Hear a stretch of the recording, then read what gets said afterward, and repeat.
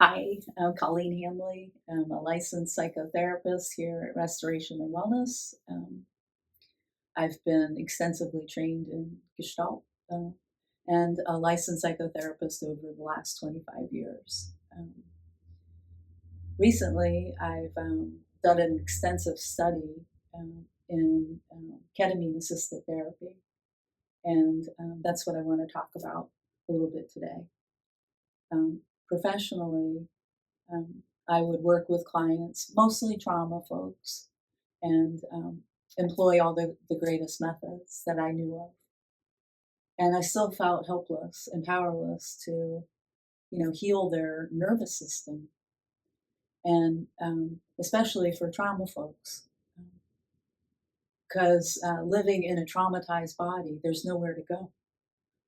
It's 24/7, and that's why I'm so excited about ketamine, because now this medication and medications along in this class have the ability to heal um, and restore neural pathways in the brain. Um, and that's revolutionary.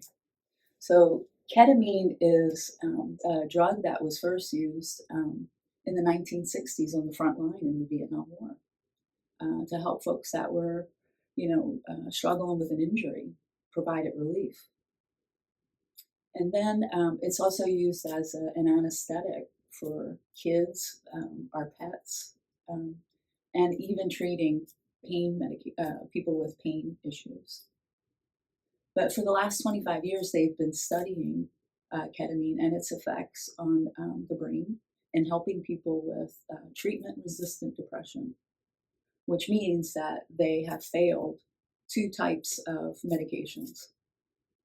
And that's what's considered treatment-resistant depression.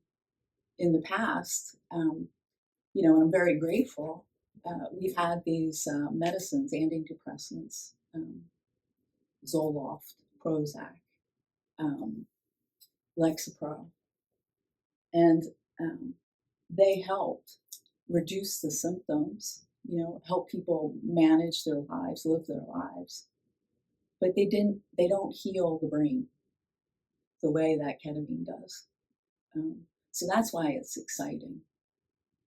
You don't need to live trapped in a body that is anxious or depressed.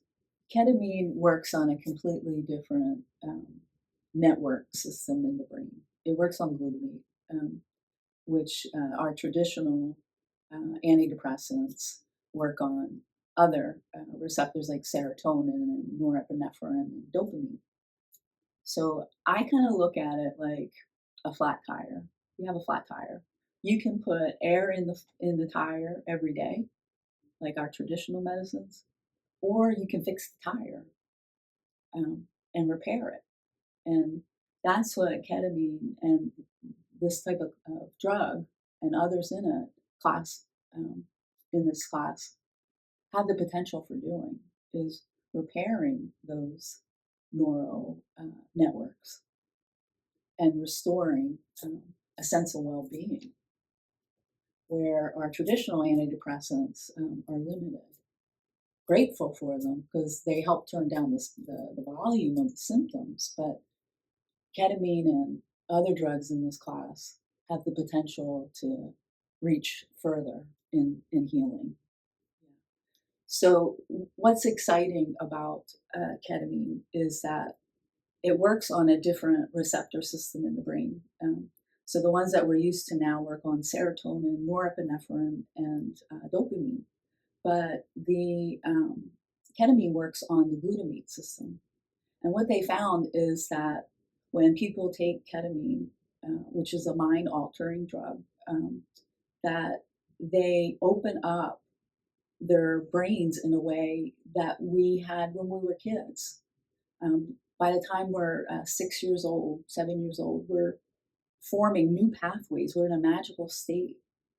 Well, ketamine opens us up to those states so that new learning, new ways of being um, can happen for a person.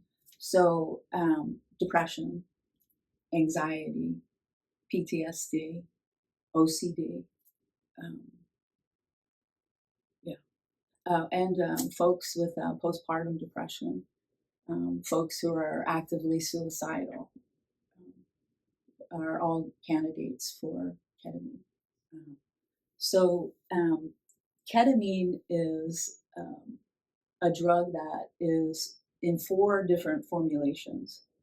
One of them being an IV, and that type of dose allows the relief of the depressive symptoms as well as dislodge any emotional issues that will be in there, and that we can discuss and process through therapy. A lot of work that's done prior to the dosing. It's not like, someone comes in and, we immediately dose them. Yeah. There's a path that we walk in preparing for the dosing session. And there may be 3 visits prior to the dosing session where um, we're talking about, intentions, what you'd like to get out of the experience. How would you like to feel most safe? What can I do to support you in that safety?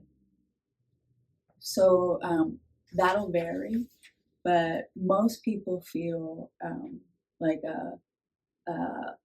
some relief from their default mode network, the way that they're operating on a daily basis. It provides some respite for depression and its symptoms. And folks tend to feel like they're separate from their body, that they may feel anxious sometimes, and that's okay. Um, they may feel light, lifted, because ketamine during a session has the potential to elevate blood pressure. And someone with a heart condition may not be suitable for ketamine because of that. Um, and there are others, folks that are pregnant or breastfeeding, that wouldn't be good. People with glaucoma or seizures, active alcoholism. Um, these are all conditions that um, would not fit the criteria for ketamine. Mm-hmm. So, one of the things to note here is that ketamine has been around since the 60s. It was used in the Vietnam War as an anesthetic. It is a dissociative anesthetic. And we've also used it on children and our pets, and for pain management. Um, Now they've been studying depression and ketamine for the last 25 years. 2019, it was approved by the FDA for treatment-resistant depression, and that qualifies as failing 2 different attempts at medication. So um, we will screen folks medically to determine their suitability. Um, and during the session or before the session, we will have medical personnel take vital signs prior to administering ketamine, and then after the ketamine to make sure everybody's safe. Um, so ketamine can be divided into 3 different phases: the prep phase, the dosing phase, and then the integration phase. And the prep phase is preparing for the medicine.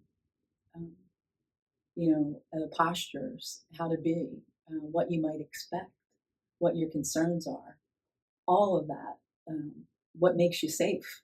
Um, all that's done prior to the dosing. And then the day of the dosing is a 2 to 3 hour session. Um, and, you administer the medication yourself um, in my presence, and I'm with you throughout the whole journey um, to provide support. And then during these sessions, The dose is a lower dose. It's called a psycholytic dose. Um, and this type of dose allows you to be here, present with me in your body, and also um, have the potential to um, reach you in a soul level, um, and what's most true for you. Uh, you have your own inner healing intelligence, and these medicines allow you access to um, what's most needed in your life, in your next step in your healing journey. So, those moments, we need to be in relationship, because these moments can be very insightful and very profound and life changing. You don't want to do that in isolation. You need somebody there to be walking with you and holding your hand through that journey. And then the last phase of this is then integration. How are you going to, um, utilize some of those profound insights in your daily life?